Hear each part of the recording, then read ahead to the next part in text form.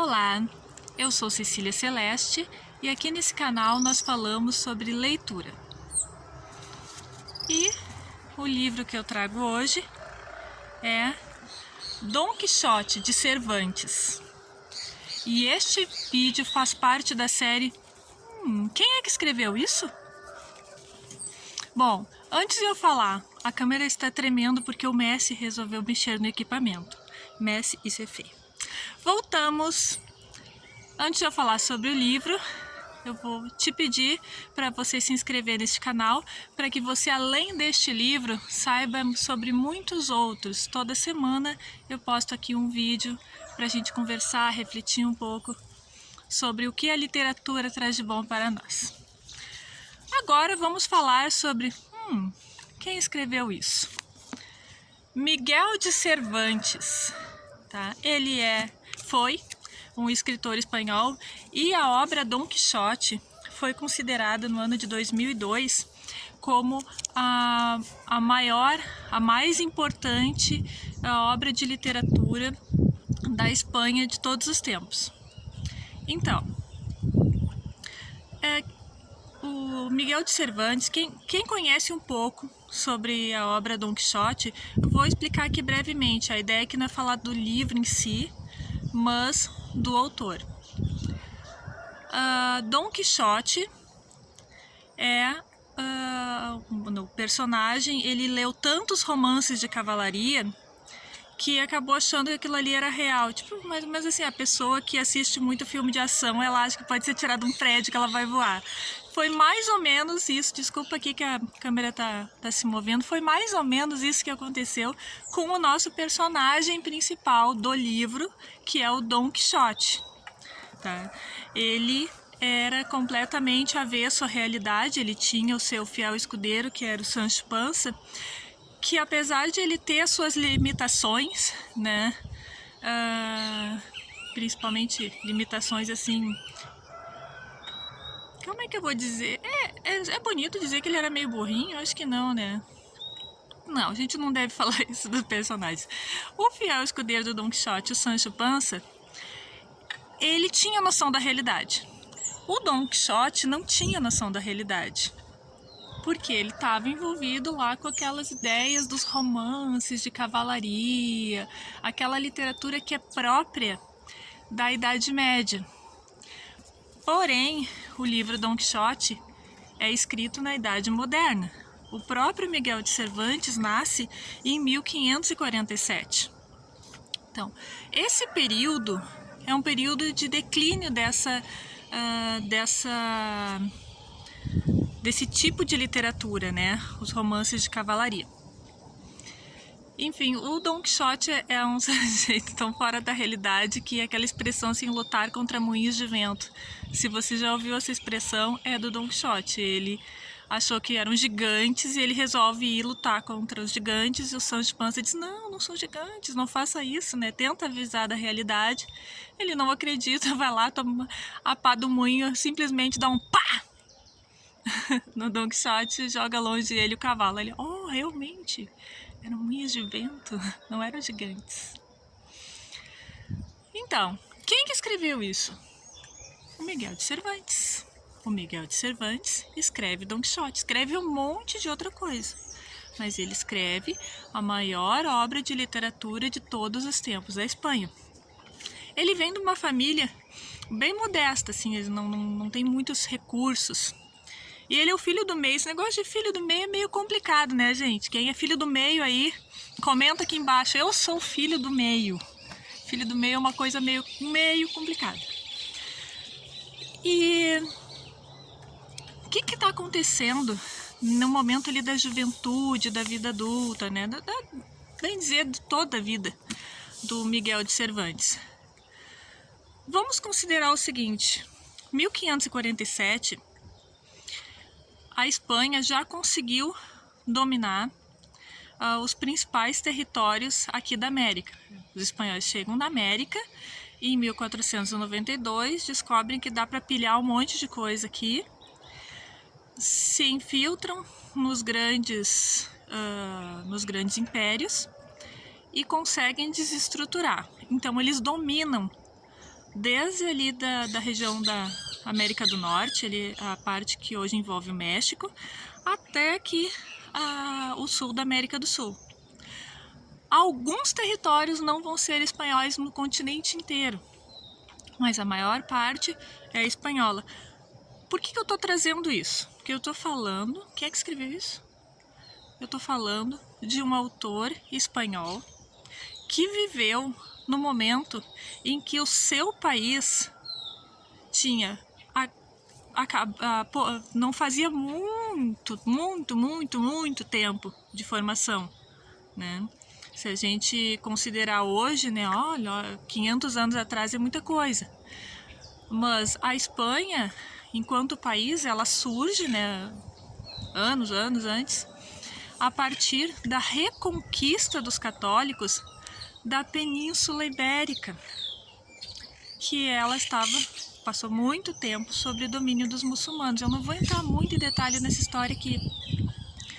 Só que às vezes a gente tende a acreditar que depois que os católicos expulsaram da Península Ibérica os muçulmanos e a partir daí se formou os reinos de Espanha e de Portugal, às vezes a gente imagina que deu beleza, né? Atravessou ali o mar Mediterrâneo, tá valendo. Não, as disputas continuaram. Essas disputas militares, elas continuam. Então, ainda tem muitas batalhas entre espanhóis e mouros, que eles chamam, né? No norte da África. Por que eu estou trazendo isso? Porque o Miguel de Cervantes, que é quem escreveu isso, ele se torna soldado da Espanha e ele luta, né, nessas batalhas. Inclusive, ele tem um momento que ele é ferido e ele fica com a mão esquerda inutilizada, né? E depois ele chega a ser preso na Argélia. Ele fica uns 5 anos preso, ele sai de lá porque a família, amigos e alguns religiosos conseguem levantar fundos para permitir que ele seja libertado, né? Pagam lá uma fiança, não é bem esse o nome. E porque ele tinha muita amizade, né, com religiosos. Então ele está vivendo num contexto, olha que... Vamos voltar aqui ao Dom Quixote. Nosso personagem principal, escrito por Miguel de Cervantes, é um sujeito que ficou fora da realidade, perdeu o senso de realidade de tanto ler romances de cavalaria. Os romances de cavalaria são muito comuns na Idade Média. Este livro foi escrito na Idade Moderna, quando a gente já tinha a Espanha como um país forte e um país que está enriquecendo cada vez mais com o ouro que tem retirado da América, né? E em outras possessões também a Espanha está crescendo e indo enriquecer cada vez mais o reino da Espanha. Então, o contexto em que o autor, o Miguel de Cervantes, vive é um contexto de um país dominador. É um contexto em que ele nasce no país mais poderoso do mundo daquele momento, do mundo conhecido daquele momento, da realidade dele. E é um momento em que está acontecendo as reformas religiosas também, né? Que, como eu falei, a Espanha, um país católico, mas a gente está vendo ali no entorno, a gente está vendo a formação do anglicanismo, a formação do calvinismo, o anglicanismo na Inglaterra, o calvinismo na França, o luteranismo na Alemanha, tudo nesse período aí, século XVI. Nesse período em que viveu Miguel de Cervantes, o renascimento cultural, em especial na Itália, o renascimento cultural e artístico está bombando. E a aproximação dele com religiosos é que ele acompanha, né, um religioso numa expedição que é feita na Itália. Então ele tem muito contato com esse novo jeito de ver o mundo, esse novo jeito de se manifestar culturalmente. Ele tem todos esses contatos. Então isso abre a mente dele para outras formas de arte, né? Outras formas de escrever, outras formas de se expressar. Por isso esse livro, o Dom Quixote é um livro tão importante, tá? Porque é um livro escrito num contexto crucial da literatura, né, mundial, e é uma sátira a um modelo literário anterior, mas é muito bem amarrado, é muito bem escrito. Então, outro momento assim, ó, que durante a vida do Miguel de Cervantes é que a Espanha vai se tornar cada vez mais forte, porque a gente tem, é bem nesse período que acontece ali a chamada União Ibérica entre Portugal e Espanha, porque o Filipe II, que é o rei da Espanha, acaba herdando o trono de Portugal, né? Não vou entrar também no detalhe como é que isso acontece, né? O pai do Filipe II, o Carlos V, ele é também imperador do Sacro Império Romano Germânico. Então, bem dizer, eles eram donos do mundo. A Espanha, né, era dona do mundo.